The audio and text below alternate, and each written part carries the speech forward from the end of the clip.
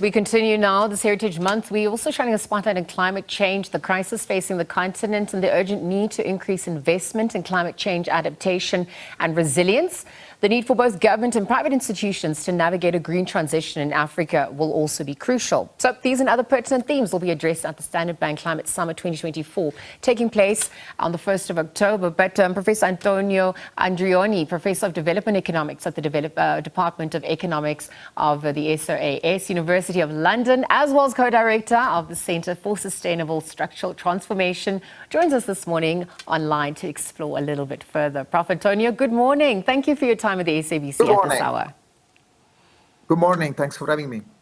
Prof, let's start things off. Perhaps just looking at the recent developments, the recently signed climate change bill. It's a progressive step for South Africa, the continent also at large. Perhaps you could weigh in on how this is in alignment with the Paris Agreement's Agenda 2063 at large. Thanks so much. I mean, I think it's important to acknowledge that this piece of legislation is an important step, a comprehensive attempt to do at least three things, I would say.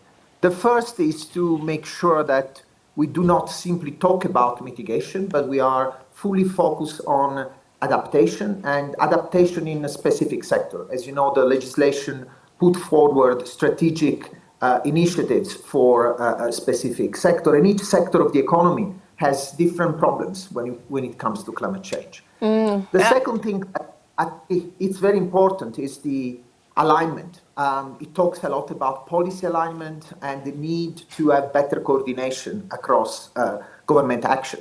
And ultimately, it's very much focused on making the entire process inclusive, and the Presidential Climate Commission and different type of fora will play an important role in that respect. Well, thank you for those opening remarks, Prof. I actually want to delve in further on the issue of inclusivity. The approach is important. Inclusive measures are also important, incorporating indigenous knowledge systems, women, marginalized communities as well. Talk to us about a South African context, but also a regional context or the African approach to climate policy at large ahead of the summit.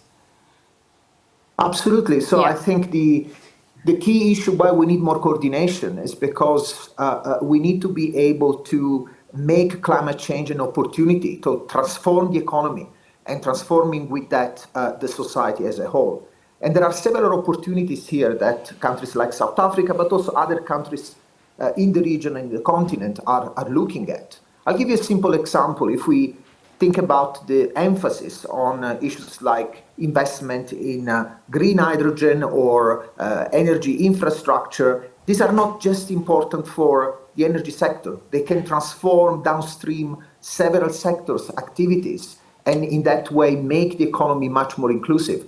I think in these days we are celebrating 25 years of the Competition Commission in South Africa, and we have seen how important it is to think about inclusiveness in a broader sense, thinking about how government institutions, authorities can open up the economy for more small, medium enterprises and different actors to benefit from that. And of course, lots of these are not just South African opportunities. These are nested in regional relationships. So we need to really think about how not only at the country level we work through green industrial policy, but also new regional alliances are built to increase also the if you want, power that countries in Africa and the continent will have in this new geopolitical context.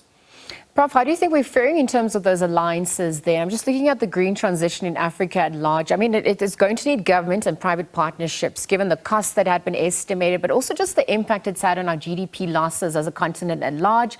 It's already resulted to billions for the continent as we speak.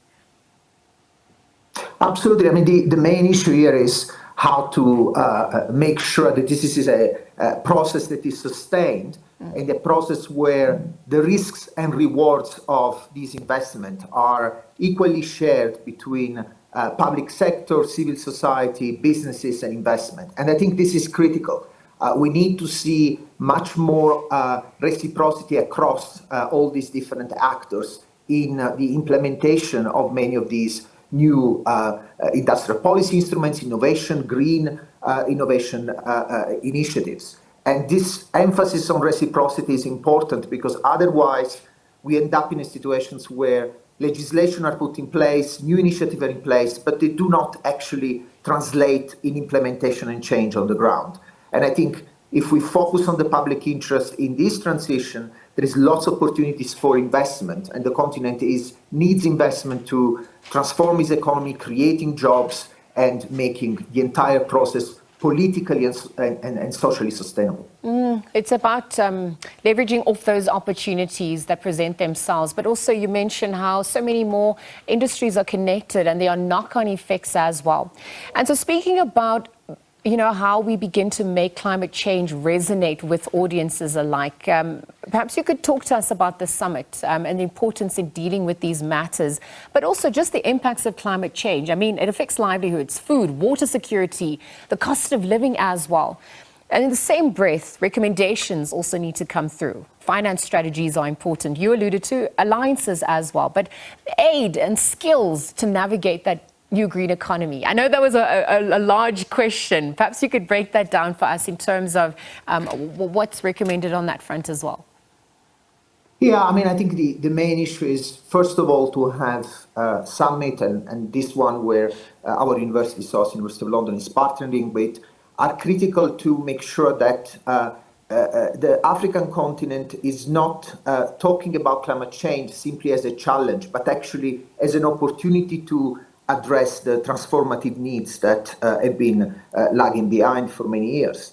So from that point of view, the Climate Summit is an opportunity to bring together African voices on a developmental platform. And this developmental platform will very much, I think, put at the core how to use all these enormous opportunities that are not simply opportunities for investment. Africa needs to move from a situation where it's simply a recipient of technologies to one in which it is able to adapt technology, innovate on them, and become a place where, given its natural green competitive advantage, it's a place for making investment and investment in the broader diversification of the economy. So I think the summit will make an important step in raising these voices from the continent, looking at climate change as an opportunity, and trying to find new coalitions, try to help in building this productive coalition that we need in order to address both the challenge and seize the opportunity. For those who are not privy to understanding South Africa's competitive advantage in terms of the green economy, perhaps you could highlight that for us, but also wanted to look at our unique issues as well. Water conservation comes to mind. There's the wetlands management, but energy efficiency at large, renewable energy. Talk to us about, the progress that you've seen on that front, given the mammoth tasks that also lie ahead. Yeah, no, this is the main criticality, if you want, of all this discussion. When we talk about all this innovation and opportunities, of course, they put pressure on different parts of the economy in different ways. And this is why we need a policy alignment across different parts of government and different stakeholders. You mentioned the water issue, and of course, water, as much as land degradation, as much as many other natural resources, are intrinsically intertwined. Whatever investment is going to be made, let's say, on green hydrogen, that will put pressure on water. Whatever investment is going to be made in extraction of critical minerals for attracting investment in digital technologies, renewable technologies, and so on, that again put pressure on specific communities, specific places. And this is where I think we need to take center front all these issues as part of an industrial policy. For too long, these issues have been looked at in a sort of siloed way. Each department, each government, each sector looking at their own specific issue, but that it's not sustainable in the very profound sense of the word, creates problems more than solving them. Prof, I need to wrap up just very quickly. Are you able to quantify all of this? What is this cost going to amount to? If you can't give me an African perspective, perhaps you can give me a regional or a South African specific perspective from your vantage point. Yeah, I mean, the costs are, you should not be seen as costs. These are investment into the future of the economy, and investment are large. We are talking about all these areas are areas in which the global north is investing hundreds of billions overall. Africa has not been able so far to attract significant amount of FDI in these kind of activities. And of course, there is a constraint in how much continent can leverage domestically. But this is certainly the areas where this investment will have a return. And I think we don't have too many options to create jobs. This investment have to happen. All right, Prof, thank you for your time. I know that summer kicks off on the 1st of October. We'll explore further. But for now, Professor Antonio Andreoni chatting about climate change adaptation and the African approach to climate policy at large as we navigate what will be handed over to future generations facing the full might of our decisions in years to come. Again, thank you to him for joining us at this hour.